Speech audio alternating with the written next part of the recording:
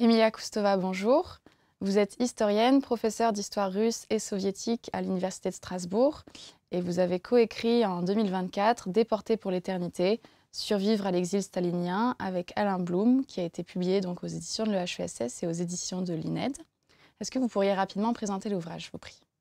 Alors, c'est un livre sur lequel nous avons longuement travaillé. C'est un livre assez complexe par sa construction, par ses origines aussi, puisque tout a commencé avec un projet collectif de recueil d'entretien avec les anciens déportés, donc un projet mené avec le soutien de l'ANR à la fin des années 2008, qui a permis de rassembler près de 200 entretiens avec les personnes qui ont été déportées d'Europe orientale et d'Europe centrale dans les années 1940, en fait, suite au pacte Molotov-Ribbentrop et à la sortie de la Seconde Guerre mondiale. Et ensuite, nous avons continué avec Alain Blum de travailler sur cette thématique en nous concentrant davantage sur deux pays très frappés, très bouleversés par ces déportations, la Lituanie et l'Ukraine occidentale. Alors, l'Ukraine occidentale qui avait fait partie de la Pologne sous le nom de la Pologne orientale et qui a été annexée par l'Union soviétique en 1939. Et au cours de ce travail, nous avons continué à explorer les entretiens avec les anciens déportés, qui sont une source de richesse et de force assez incroyable, puisque c'est l'humain, c'est la voix, c'est le témoin qu'on a face à nous. Et qui était encore là à la fin des années 2000, au début des années 2010. Beaucoup ne sont plus là aujourd'hui, puisque c'était déjà à l'époque des personnes âgées, mais leur voix reste. Elles peuvent toujours être écoutées sur le site qui a résulté de ce projet, donc, qui s'appelle Archives sonores Mémoire européenne du Goulag. Aujourd'hui, c'est une édition, une publication virtuelle électronique qui vit, voilà, qui continue. Et puis d'autre part, nous avons aussi beaucoup travaillé dans les archives. Les archives lituaniennes, ukrainiennes, qui étaient alors pleinement accessibles et non pas sous les bombes comme c'est le cas aujourd'hui. Et aussi, à l'époque, donc dans les années 2010, il était encore possible de travailler dans les archives russes, ce que nous avons fait à Moscou, mais aussi à Irkoutsk, donc très loin, en Sibérie, où nous avons pu consulter de très nombreux fonds relatifs à la vie de ces déportés une fois qu'ils sont arrivés dans leur exil sibérien. Et donc nous avons ensuite, en travaillant sur l'ouvrage, nous avons essayé d'articuler à la fois ces sources très différentes, puisque c'est vraiment, enfin, c'est la même histoire, mais qui est racontée depuis une perspective très différente, dans une optique très différente, que ce soit par ceux et celles qui l'ont vécu, qui en ont souffert, qui en portent encore des traces aujourd'hui, et d'autre part, c'est le regard de l'État répressif soviétique, qui passe par ses organes répressifs ou par les organes du parti et qui pose donc un regard très différent sur ces populations réprimées en masse.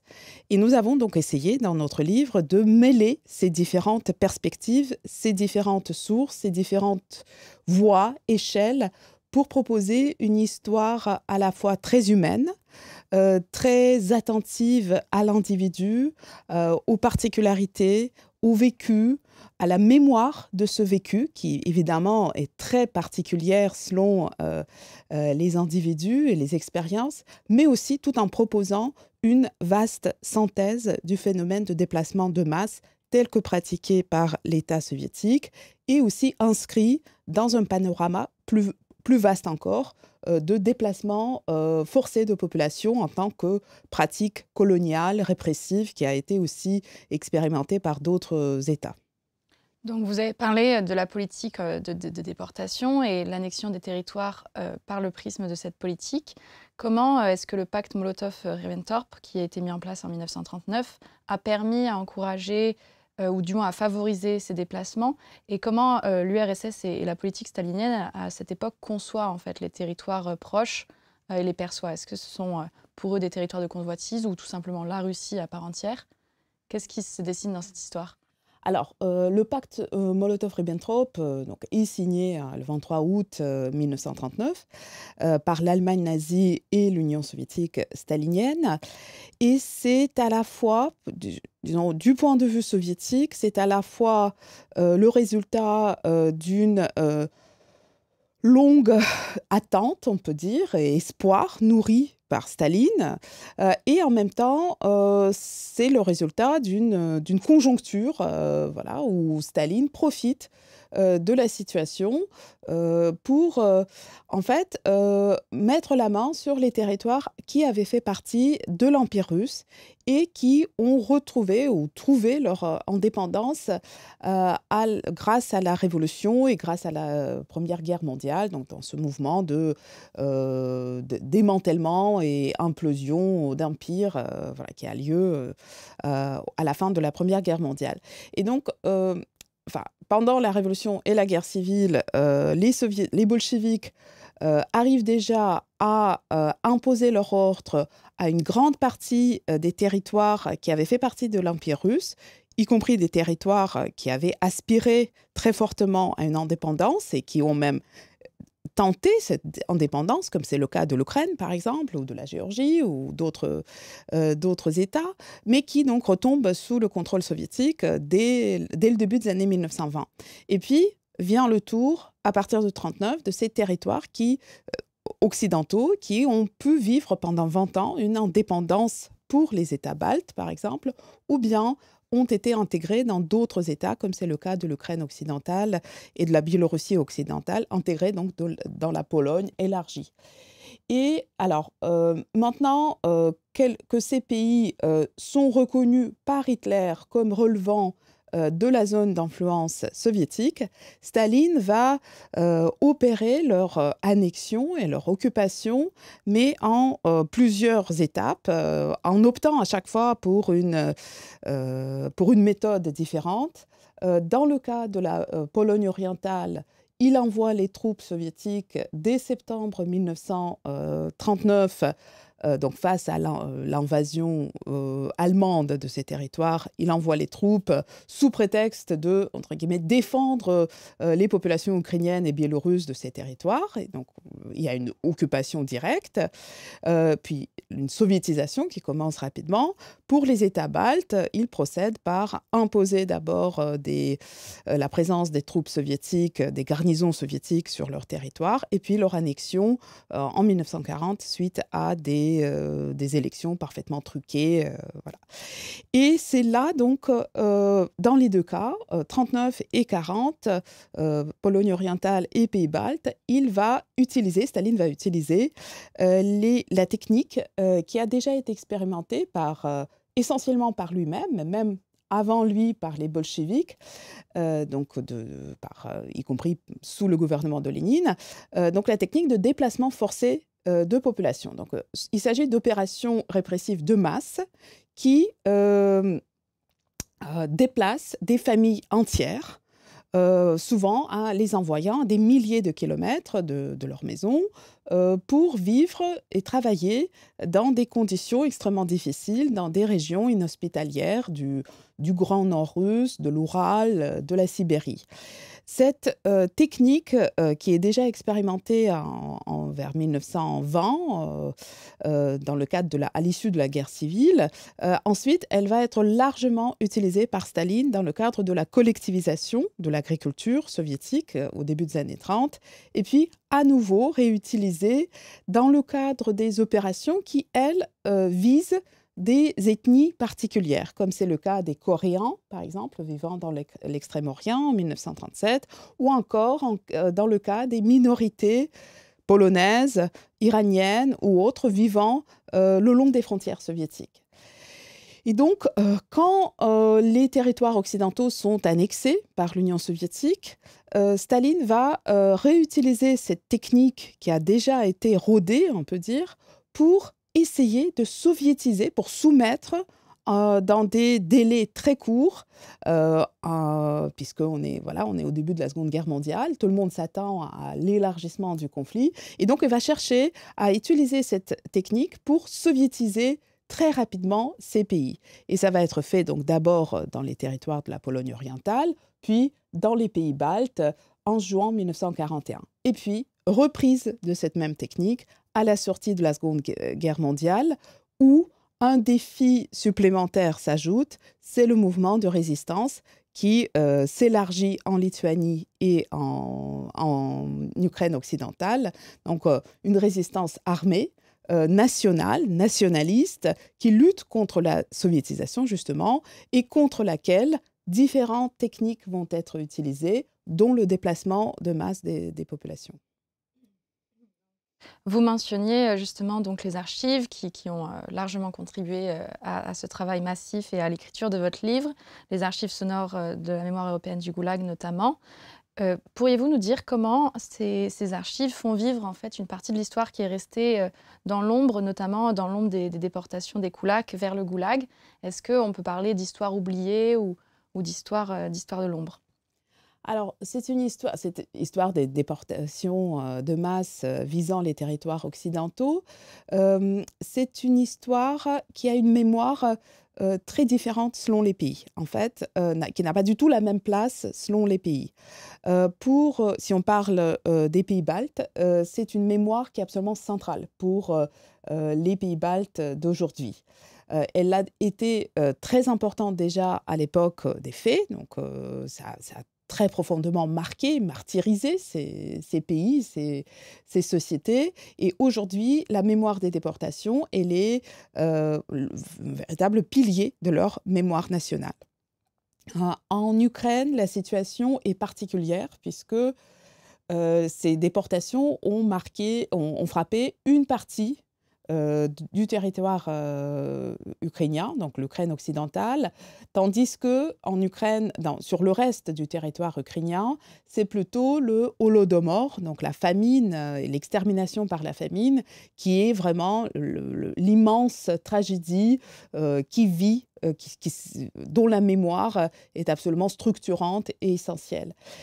Alors, quant à la Russie, encore, en Russie, la mémoire de ces déportations est très certainement marginale, mais c'est aussi le cas, je pense, des déportations qui ont accompagné la collectivisation de l'agriculture, puisqu'il s'agissait de populations paysannes qui, par définition, dans beaucoup de pays, laissent moins de mémoire articulée, écrite, institutionnalisée. Et puis en Russie, il y a la mémoire de la Grande Terreur, de la guerre, bien sûr, qui met beaucoup de choses, qui marginalise beaucoup de choses, puisque c'est en quelque sorte cette expérience meurtrière de la Seconde Guerre mondiale pour l'ensemble de l'Union soviétique et pour la Russie. C'est vraiment quelque chose qui écrase. Et la mémoire d'autres drames, d'autres tragédies, et ce, d'autant plus que depuis les années 60, la mémoire de la Seconde Guerre mondiale est utilisée en URSS puis en Russie comme une sorte d'excuse et de paravent pour cacher tous les crimes, toutes les répressions dont l'auteur a été l'État soviétique lui-même. Alors maintenant, pour ce qui est des archives, donc les archives sonores mémoire européenne du Goulag sont extrêmement importantes, d'après moi, puisque ces archives rendent justement possible l'accès, y compris pour un public francophone ou anglophone, l'accès à cette mémoire vivante qui est donc très importante pour les pays d'Europe orientale, d'Europe centrale. Et ces archives permettent d'accéder aux entretiens, d'accéder aussi aux analyses livrées par les historiens et aussi de sortir en fait cette mémoire de ces cadres nationaux pour montrer que c'est quelque chose que partagent un grand nombre de pays européens qui ont été donc touchés à différentes échelles par les répressions staliniennes. Et donc, au regard justement de ces archives diverses, donc les correspondances d'une part et les archives orales qui en fait ont été réalisées dans le temps, vu qu'il s'agit de plusieurs entretiens, je voulais vous interroger sur la spécificité des archives orales et notamment sur l'impact du temps au regard du témoignage. Est-ce qu'on saisit une différence sur un témoignage qui est plutôt ancien et sur un témoignage qui est venu par la suite plus proche du coup des années 2000. Est-ce qu'il y a vraiment un effet du temps sur ces discours et sur ces récits? Alors évidemment, les témoignages oraux auxquels on accède aujourd'hui et qu'on essaie voilà, de recueillir aujourd'hui, ces témoignages sont marqués par le temps écoulé. Ce temps, c'est en quelque sorte, déposé sur le témoignage, sur le récit, sur la voix du témoin, de multiples façons. Il y a d'une part, le fait que, même quand la déportation est racontée comme vraiment un épisode marquant, traumatique, très particulier, cet épisode s'inscrit, dans la vie entière de l'individu qui raconte la déportation. Donc, nécessairement, ça apparaît comme quelque chose qui est souvent le début de tout un cheminement, donc un cheminement à la fois de la vie humaine mais aussi géographique, puisque beaucoup de témoins sont rentrés ensuite dans leur pays d'origine. Donc, il y a aussi cette perspective-là qui s'ajoute. Il y a bien sûr aussi il y a l'influence. Bon, je ne vais pas m'arrêter peut-être sur la question de l'oubli. Enfin, il y a toute une littérature là-dessus qui, justement, montre comment fonctionne la mémoire humaine en mettant certaines choses de côté, en les faisant oublier, en poussant les taire peut-être. On peut penser par exemple à la question de violence sexuelle, qui est quasiment absente dans les 200 témoignages que nous avons recueillis, alors qu'on peut voilà, se demander si le phénomène n'a pas été beaucoup plus présent. Voilà, il y a tout cela. Il y a aussi bien sûr une influence importante des récits collectifs qui se sont construits à des moments différents, selon des temporalités différentes, selon les pays, selon les sociétés. Donc, comme je l'ai évoqué, dans les pays baltes, la mémoire des déportations, elle a été présente en cachette pendant tout le XXe siècle, puisque il y avait par exemple les diasporas pour entretenir cette mémoire, pour essayer de reconstituer sur le chaud l'histoire de la déportation. Donc les diasporas qui vivaient aux États-Unis ou en Grande-Bretagne, voilà, et qui ont publié par exemple des récits, des témoignages, des histoires, des reportages sur ce phénomène encore avant la fin de l'Union soviétique. À l'intérieur même des sociétés baltes, il y a eu des tentatives de faire vivre cette mémoire et de diffuser l'information sous forme, par exemple, de témoignages publiés en ce qu'on appelle, dans la tradition russe, on appelle samizdat, donc publication à l'étranger qu'on fait rentrer de façon clandestine en URSS ou bien publiée de façon clandestine sur le territoire soviétique. Donc, et puis surtout, il y avait cette présence très forte dans les familles, puisque en Lituanie, par exemple, on peut dire qu'il n'y a pas de famille qui n'ait pas été frappée directement ou moins directement par les déportations. Donc tout cela était bien présent. Et au moment de la perestroïka, à la fin des années 80, ça est devenu donc une sorte de moteur de la lutte pour l'indépendance balte. Donc, lituanienne, lettonne, estonienne. Et donc ça s'est constitué un récit collectif auquel donc les anciens déportés ont très activement participé à la construction de ce récit. Ils ont beaucoup témoigné, ils ont beaucoup écrit, ils sont beaucoup intervenus publiquement. Et on peut dire que dans les années 90, on a vu se construire voilà, ce récit presque canonique de la déportation, qui bien sûr, si ce récit vient des déportés, d'anciens déportés, il influence en même temps les mémoires et les témoignages de ceux qui soit participent à la construction de ce récit, soit qui témoignent, mais à une échelle beaucoup plus modeste, dans un cadre peut-être familial ou voilà, un cadre très proche, et qui vont donc intégrer les thèmes très présents dans le récit collectif. Ils vont aussi chercher ils vont réfléchir à ces sujets-là et ils vont les intégrer dans leur propre récit. Et bien entendu, nous qui arrivons encore 10 ou 15 ans plus tard, ou 20 ans après, nous nous écoutons ces récits où beaucoup de choses s'entremêlent, les échos des récits collectifs, les échos et les silences, et puis les expériences personnelles. Et alors c'est très intéressant, c'est aussi très difficile à démêler, et puis on n'est pas là pour déconstruire le récit, on est là pour l'écouter et et se montrer attentif à tout ce qui est particulier, individuel, personnel. Et donc c'est aussi cela que nous avons cherché à raconter dans ce livre, qui bien sûr reprend et revient sur beaucoup de thèmes qui sont très présents dans les récits collectifs, comme voilà, le récit du voyage, par exemple, qui est vraiment un épisode très fort présent dans tous les témoignages. Donc ce train où les déportés sont entassés, où ils souffrent de soif, de faim, de promiscuité, d'humiliation. Ça, c'est très, très présent partout.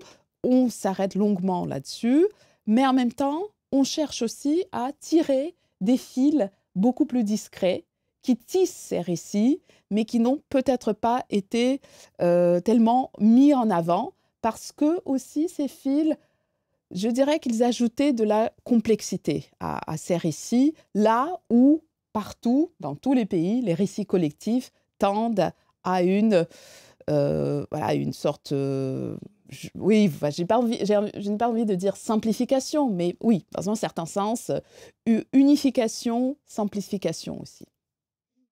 Donc, comme vous le disiez, les déportés sont du coup déportés vers la mer du Laptev, donc ces villages spéciaux, la taïga sibérienne, les steppes de l'Asie centrale. Des familles sont déchirées et s'ensuit une correspondance donc, entre les familles qui sont restées sur leur terre et souvent les pères, en fait, déportés. Que dit cette correspondance également?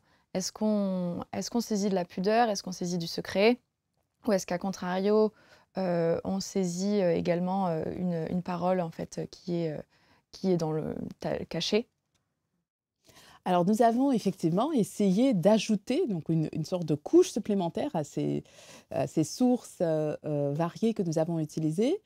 Et cette autre catégorie de sources et de documents, ce sont des lettres. Ce sont des lettres de deux natures. Il y a d'une part la correspondance engagée avec les proches, voilà, que ces proches soient restés dans leur pays d'origine, donc devenus République soviétique, ou qu'il s'agisse des pères, par exemple, qui, eux, pour beaucoup, ont été envoyés dans les camps du Goulag. Donc, parfois, on a des correspondances qui sont triangulaires, voire plus complexes encore, entre, voilà, par exemple, les tantes, les oncles restés en Ukraine occidentale, le père dans un camp du Goulag, quelque part en Sibérie, et la mère avec les enfants qui essaie de survivre dans dans un village sibérien, encore à 1000 kilomètres du camp du père. Donc, ce sont évidemment ces correspondances-là sont, enfin, leurs traces, les traces de ces correspondances, on les retrouve un peu partout, mais ce sont souvent des traces très discrètes. Bon, à nouveau, selon les pays, par exemple, dans les pays baltes, il y a eu un effort de collecte de ces documents. Donc, on les trouve dans les musées. Il y a ainsi, par exemple, un formidable musée de Tukums, en Lettonie, qui dispose d'une riche collection de lettres écrites sur des écorces de bouleau. Donc, en fait, au début, ça commence, les déportés et les détenus du Goulag commencent à utiliser les écorces de bouleau parce qu'ils n'ont pas de papier. Et ensuite, ça devient une sorte de pratique culturelle qui est aussi en soi une façon de témoigner de la déportation. Et donc, même dans les années 50, même quand il y a déjà du papier, il y a certains déportés qui choisissent d'utiliser les écorces de bouleau pour envoyer une lettre à leurs proches, pour laisser ainsi une trace, un souvenir de leur vie en exil. Donc là, et donc, par ailleurs, on trouve aussi des lettres dans des familles y compris en Russie. On a eu comme ça quelques rencontres et trouvailles extrêmement, enfin, émotionnellement très fortes pour nous, les chercheurs, quand par exemple nous avons rencontré en Sibérie une ancienne déportée. En fait, c'est une Lituanienne qui avait participé à la résistance lituanienne, qui a été emprisonnée. Ensuite, à la sortie du camp, elle a été envoyée en exil, donc où elle a rejoint sa famille. Et elle menait à ce moment-là une correspondance avec son amoureux, un autre Lituanien emprisonné qui se trouvait dans la Kolyma, dans un camp. Et elle a gardé les lettres de son amoureux. Et elle nous les a, à un moment donné, pendant l'entretien, elle les a sorties. Et c'était un moment évidemment extrêmement fort où voilà, c'est tout cet univers concentrationnaire soviétique qui surgissait à travers une personne très âgée voilà, qui nous faisait, qui partageait avec nous quelque chose de très profond, de très fort. Et puis, d'autre part, et donc évidemment, cette correspondance, elle est surveillée de près. On a aussi travaillé avec les archives policières qui racontent les résultats du contrôle postal, donc une censure en fait, un contrôle postal qui consiste à ouvrir discrètement les lettres des déportés ou des détenus, à les lire et, si elles sont considérées comme inoffensives, on referme l'enveloppe et on envoie la lettre. Sinon, on confisque la lettre et parfois on ouvre des enquêtes policières. Voilà. Donc, évidemment, cette correspondance doit rester discrète. Et on sait, on le raconte dans le livre, que les déportés et les détenus du Goulag ont recours à différentes techniques. Soit ils utilisent des allusions, ou parfois ils cherchent à inventer même des sortes de codes pour en parler. Par exemple, comme ce détenu qui dit qu'il va peut-être bientôt bénéficier d'un congé. Et nous, on suppose qu'il fait allusion à son projet d'essayer de fuir, en fait, parce qu'il n'y a pas de congé hein, dans les camps du Goulag. Voilà. Et puis, d'autre part, un autre corpus de sources que finalement nous avons beaucoup utilisé, et ça a été une surprise pour nous, ça ne faisait pas partie de notre projet, c'est juste qu'en travaillant dans les archives en Lituanie, nous avons constaté une présence massive dans les dossiers de ces déportés, dossiers constitués par famille. On a découvert une présence massive de requêtes envoyées par les déportés aux autorités soviétiques, souvent aux autorités du plus haut niveau, à Moscou, au Kremlin, où les déportés demandaient à être libérés ou bien à être autorisés de rentrer dans leur ville ou village d'origine, ou encore ceux qui cherchaient à récupérer leurs biens confisqués au moment de la déportation. Et c'est une source très riche, puisque c'est une source constituée, enfin, produite au moment des faits par les déportés eux-mêmes, ou bien sûr, ils vont utiliser aussi différentes techniques rhétoriques pour essayer de convaincre les autorités, mais ce n'est pas juste de la rhétorique, il y a des récits de vie, souvent extrêmement dramatiques, qu'on voit se déployer à travers ces sources. Et il y a aussi tout ce qui suit, c'est-à-dire la façon dont ces requêtes, ces lettres, sont traitées par l'administration soviétique. Et ce traitement, il est visible à travers la matérialité de ces lettres, puisqu'il y a des marques au crayon rouge, parfois différents crayons. Donc on voit que différentes personnes ont lu les lettres. Et comme ces lettres font partie des dossiers de famille, on peut deviner ou comprendre l'effet que ces lettres pouvaient avoir ou ne pas avoir sur la décision de déporter, enfin sur la décision d'accéder à la demande des déportés. Il y a tout un chapitre du livre qui s'intéresse à la vie des déportés durant l'exil, à leur adaptation au quotidien, aux pratiques et voilà, à cette tentative de reconstruire une vie ailleurs, ou du moins de construire une survie ailleurs. Est-ce que vous pouvez me parler de la culture de ces déportés qui, du coup, ne sont plus chez eux, ne sont pas non plus dans un ailleurs promis, et qui doivent se situer dans une identité plurielle et dans une situation extrêmement complexe, aussi bien géographique que spatiale. Alors là, vous avez tout à fait raison de parler à la fois de la vie, reconstruire une vie, mais avant tout de survivre. Et donc dans un premier temps, de la déportation, donc les premiers mois, voire premières années de l'exil, il s'agit pour les déportés avant tout juste de survivre physiquement.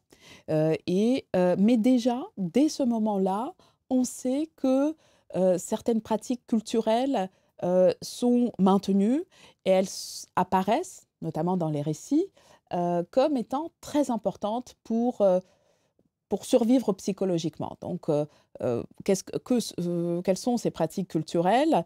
Le maintien de la langue nationale, la langue maternelle dans les familles ukrainiennes ou lituaniennes ou estoniennes, etc. Donc, la pratique de la langue qui, selon les endroits, selon les moments, a pu être contrainte, par exemple, langue parlée uniquement à la maison et interdiction d'utiliser la langue nationale dans les lieux publics, ou bien ailleurs, on sait que visiblement, il n'y avait pas cette contrainte, donc il y avait plus de possibilités. Donc, langue maternelle maintenue autant que possible, transmise aux enfants, y compris dans certains cas, grâce à l'organisation d'écoles du dimanche improvisées, informelles. On a comme ça par exemple, enfin, on a plusieurs témoignages, dont un particulièrement détaillé d'une ancienne déportée lituanienne qui raconte comment sa maman, qui était une institutrice, comment elle a organisé une sorte de petite école informelle pour les enfants lituaniens, pour leur apprendre non seulement à parler la langue, mais aussi leur apprendre la poésie, les chansons, les danses, leur apprendre à lire en lituanien. Donc ça a été très important et ça a bien sûr contribué au maintien des identités nationales, y compris chez les enfants déportés tout petits et qui ont dû aller étudier dans les écoles russes. Donc tout l'enseignement officiel se faisait dans la langue russe par les instituteurs soviétiques. Et bien entendu, l'école a constitué une sorte de canal de transmission de valeurs et de l'identité soviétique très important. Et on a des témoignages très intéressants d'un certain nombre de déportés qui ont connu l'exil étant très jeunes et qui, par la suite, ont réfléchi, nous ont livré leurs réflexions à propos de cette cohabitation très surprenante de l'éducation à la soviétique, parfaitement intégrée, avec l'expérience répressive dont ont été marquées leurs familles et qui restent très présentes dans leur vie, à travers, par exemple, pour un témoin auquel je pense, à travers l'absence du père qui a été arrêté et puis fusillé. Voilà. Mais en même temps, il y a cet apprentissage de faire soviétique ou d'être soviétique qui est bien présent et qui ensuite va pour beaucoup être remis en question au moment de la perestroïka et au moment où vont démarrer les mouvements pour l'indépendance nationale dans ces différentes républiques à l'époque, baltes ou Ukraine, et où donc voilà une sorte une nouvelle réflexion et une distanciation par rapport à l'expérience individuelle de soviétisation va être lancée.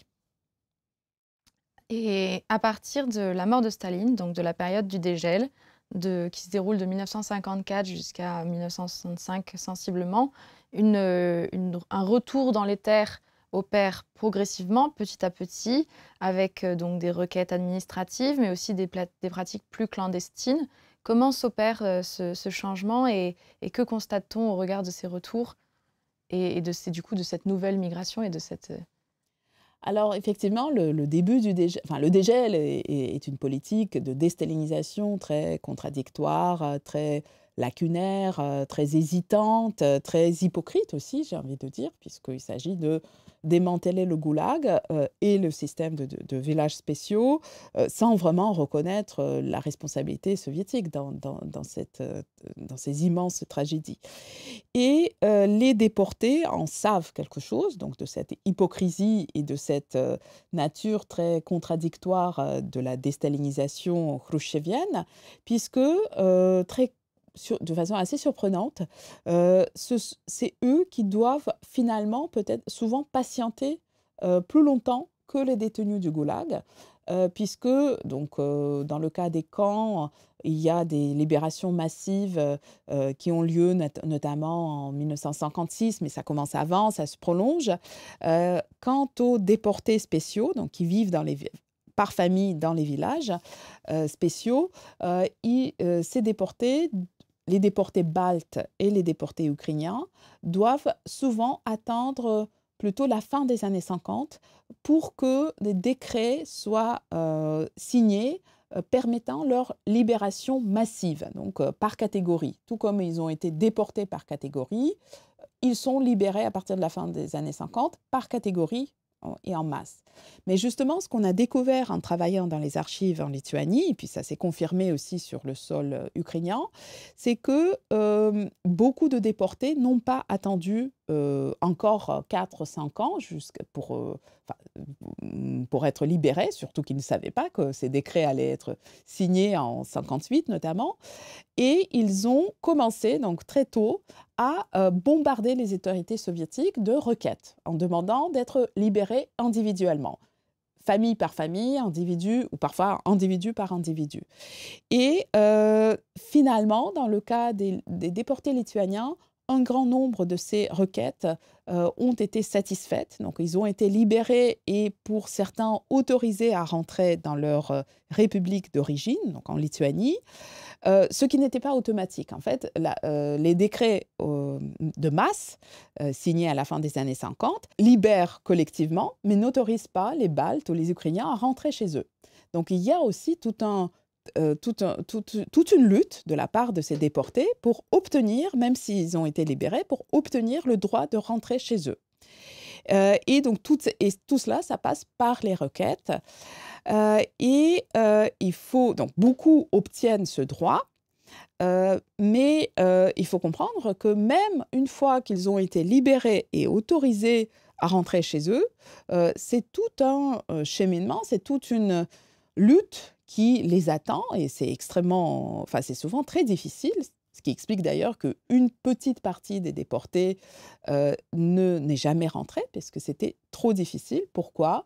Parce que tout est à leurs frais, donc il faut une deuxième fois abandonner leur maison qu'ils ont, pour certains, reconstruit très difficilement en exil.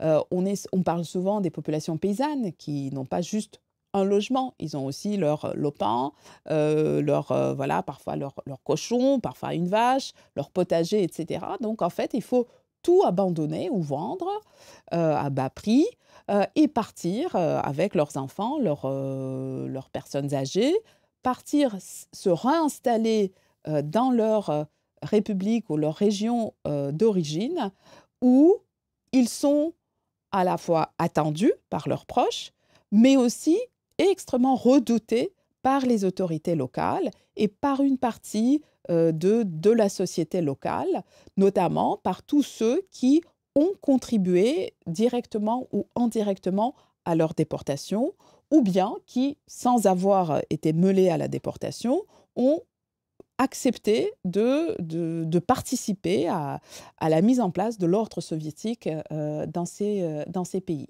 Et donc, on voit, et c'est pour ça qu'on en parle dans le livre, puisque c'est un sujet qui reste mal connu. On sait à quel point il a été difficile pour les anciens déportés d'obtenir un logement, d'obtenir un travail, de se réinsérer. On devinait aussi, sans pouvoir souvent l'expliciter, on devinait aussi les discriminations non dites dont ils faisaient l'objet, mais il n'y a quasiment pas eu de travaux, ou pas eu de travaux du tout, portant sur toutes les tensions qui émergent avec le retour des déportés. Et ça, on le voit notamment en Ukraine occidentale, où les autorités de tous les niveaux, les autorités soviétiques, dans les années 50-60, font tout pour empêcher les déportés, les anciens déportés, de rentrer chez eux, parce qu'on a peur de voir ressurgir la résistance. Donc les autorités redoutent des conflits autour de la propriété, qui sont très nombreux, et ainsi de suite. Donc, on a mentionné la période du dégel, qui est une temporalité spécifique. Il y a toute une problématique en fait de la temporalité dans cette histoire qui est extrêmement complexe parce qu'on parle de l'avant-Seconde Guerre mondiale, après la Seconde Guerre mondiale, pendant l'URSS et ensuite la période de dégel qui conduit jusqu'à la fin et jusqu'au démantèlement de l'URSS. Donc il y a un état administratif qui évolue dans le temps également. Est-ce que vous pourriez m'en dire un peu plus sur le pouvoir policier, la violence d'État et toute cette histoire de la violence qui constitue aussi une partie du livre et une partie de cette politique d'annexion? Alors nous, effectivement, la violence de l'État, c'est vraiment au cœur à la fois de notre livre et avant tout au cœur de l'histoire des déportations, puisque les déportations de masse staliniennes, c'est une forme de violence d'État. C'est une forme qui a donc été institutionnalisée par le régime stalinien et qui a vraiment travaillé l'élaboration et le rodage de cette technique de violence d'État. Mais c'est aussi, donc, évidemment, c'est très important, mais nous avons essayé d'analyser et de décrire cette violence, euh, non seulement sur un niveau macro, donc à travers l'analyse des décisions prises à Moscou, retransmises à Kiev ou à Vilnius, etc., etc., mais nous avons aussi cherché à descendre en fait très bas dans l'épaisseur politique, policière, sociale, pour voir comment cette violence est exercée localement, avec donc évidemment avec comme principal acteur les organes répressifs soviétiques, mais aussi ces organes répressifs qui s'appuient sur tout un réseau d'administrations civiles qui, a priori, n'ont pas de vocation répressive, mais qui se retrouvent impliqués dans l'exercice de cette violence d'État, parce qu'il s'agit, par exemple, de d'identifier les familles susceptibles d'être déportées. Et là, c'est l'administration civile qui est impliquée, sans qu'on lui explique nécessairement à quoi vont servir les résultats de son travail, mais on va par exemple utiliser les cadastres, on va utiliser les informations fiscales, etc. Et donc en fait, c'est tout l'appareil soviétique, y compris donc l'administration civile, qui se retrouve finalement dans le rôle d'un rouage de la violence étatique stalinienne. Vous disiez très justement que la macro-histoire était présente dans le livre et également la micro-histoire. À travers cette parole, à travers ces archives, ces sources et ces témoignages, on lit l'histoire des déportés par les déportés. Est-ce que vous pourriez dire que ce livre met en place l'agentivité des témoins, l'agentivité des individus directement et leur redonne la parole pour faire une histoire par le bas? Tout à fait, cette notion d'agentivité a été vraiment centrale dans notre travail et nous la comprenons doublement. D'une part, il s'agissait de permettre aux personnes qui ont subi la déportation de participer de façon active à l'écriture de l'histoire de cette déportation. Donc la parole des témoins a été essentielle. Elle a été au début de notre projet, elle nous a accompagnés tout au long de ce projet et nous avons vraiment essayé de nous montrer très attentifs et sensibles à leurs paroles pour qu'ils puissent être agentifs dans la construction de cette histoire. Mais en même temps, il nous a semblé important nous avons en fait été frappés aussi à quel point tous ces hommes, ces femmes, ces enfants ont été aussi acteurs de leur histoire, dans le sens où, bien entendu, ils ont été avant tout des victimes des répressions staliniennes. Donc, ils n'ont absolument pas choisi, mais ils n'ont pas fait que subir ces répressions. Ils ont, tout au long de leur déportation, de leur exil, de leur sortie d'exil, ils se sont montrés actifs, inventifs, dans leur volonté de survivre, d'aider leurs proches à survivre, d'aider leurs enfants à grandir et à accéder à l'éducation, par exemple. Ils ont été extrêmement donc, actifs et inventifs en envoyant des requêtes, en tissant des liens, en conservant les liens avec leurs proches restés dans leur pays d'origine, ou encore en tissant des liens sur place, dans l'exil. Voilà, moi je suis à chaque fois frappée justement en écoutant les témoignages ou en lisant les mémoires d'anciens déportés, je suis frappée par toute le dévouement et tous les efforts fournis, notamment par les mères, parce que souvent les pères sont dans les camps, toutes ces mères qui se sont battues pour que leurs enfants aillent à l'école. C'est assez incroyable comment il y a cette volonté de dépasser le statut de la famille discriminée, réprimée, rejetée, suspecte, pour donner une chance aux enfants, au moins. Et vraiment, je pense que c'est... Enfin, peut-être qu'on ne l'a pas dit assez, mais cette abnégation des femmes, elle est assez incroyable. Et on le voit aussi avec, évidemment, les hommes, les enfants. Donc, les déportés ont été aussi... enfin, ils ont eu leur agentivité, ils l'ont démontré et exécuté à tout moment de l'exil. Pour finir, je voulais vous poser une dernière question. Le livre s'appelle « Déportés pour l'éternité ». C'est un titre qui est fort, mais c'est un titre qui a une histoire aussi. Est-ce que vous pouvez nous rappeler l'histoire de ce titre, s'il vous plaît?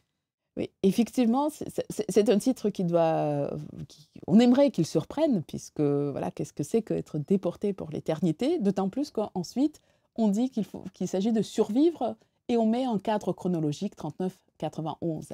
Et en fait, le début de ce titre, c'est une citation, ça nous vient... Enfin, c'est une double citation. C'est une citation d'une part d'un décret soviétique qui, à la fin des années 40, dit que donc, toutes ces populations baltes et ukrainiennes déportées dans les années 44 jusqu'en 48-49, elles ont été déportées sans que la durée de leur exil soit précisée initialement. Et donc, à un moment donné, un décret est signé en disant qu'ils ont été déportés pour l'éternité.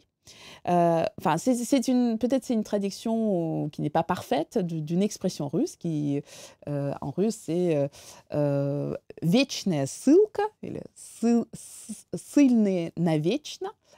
Et alors, donc, il n'y a pas de limitation. Ils sont là pour mourir en exil. Et a priori, leurs enfants aussi, etc. Et mais c'est une double citation, puisque nous avons recueilli aussi le témoignage de quelqu'un de très intéressant, donc quelqu'un qui a été déporté alors qu'il était enfant, un enfant né en Moldavie, et ensuite il est devenu un très grand spécialiste du cinéma contemporain, voilà. Et donc ce Naum Kleiman nous a raconté comment une scène dont il a été témoin enfant, donc à leur arrivée dans le lieu qui allait devenir leur lieu d'exil, au moment où on les a fait descendre d'un bateau, d'une péniche qui les a transportés sur un fleuve sibérien, on les fait descendre, c'est plusieurs dizaines de déportés moldaves qui sont complètement affolés, perdus, inquiets, et puis on les rassemble, et il y a un représentant du ministère de l'Intérieur soviétique qui se présente à eux et qui leur explique que donc ils sont là pour y rester, parce que c'est un exil pour l'éternité. Et à ce moment-là, une femme âgée présente dans ce groupe se met à rire. Et tout le monde autour pense qu'en fait, elle a une sorte de moment de fou rire parce que, enfin, une sorte de, voilà, une crise d'hystérie qui s'expliquerait par l'épuisement, par la peur, par le choc. Mais une fois que le commandant, donc cet officier du ministère de l'Intérieur a terminé son discours et est parti, d'autres déportés viennent la voir pour la calmer. Et puis elle explique qu'en fait, c'est en quelque sorte, c'est pas un moment de choc, c'est juste que elle rit parce que l'idée que le gouvernement soviétique prétende maîtriser l'éternité lui semble très drôle et absurde. Et en fait, cette femme tire de cette expression-là elle y trouve une source d'espoir pour dire mais personne ne peut maîtriser l'éternité. Donc ça veut dire que on ne restera probablement pas pour toujours ici. Ça veut dire qu'il y aura quelque chose qui va, voilà, qui va nous sortir de là. Donc ça devient ce qui sonnait pour beaucoup comme une sorte de condamnation ultime, devient là une source d'espoir. Et c'est pour cela que nous l'avons choisi pour intituler ce livre. Ça nous semblait une très belle métaphore de toute cette histoire extrêmement violente, mais où les gens, les personnes ordinaires, ont gardé l'espoir, se sont battus, se sont montrés agentifs et extrêmement forts face à un État absolument impitoyable. Merci beaucoup, Emilia Koustova. Donc, pour rappel, votre livre que vous avez coécrit avec Alain Blum est disponible en librairie ou en ligne, publié par les éditions de l'EHESS et de l'INED. Et vous serez présente au Festival de l'Histoire à venir le week-end du 17 mai pour en discuter avec le public le plus large possible. Merci beaucoup. Merci à vous.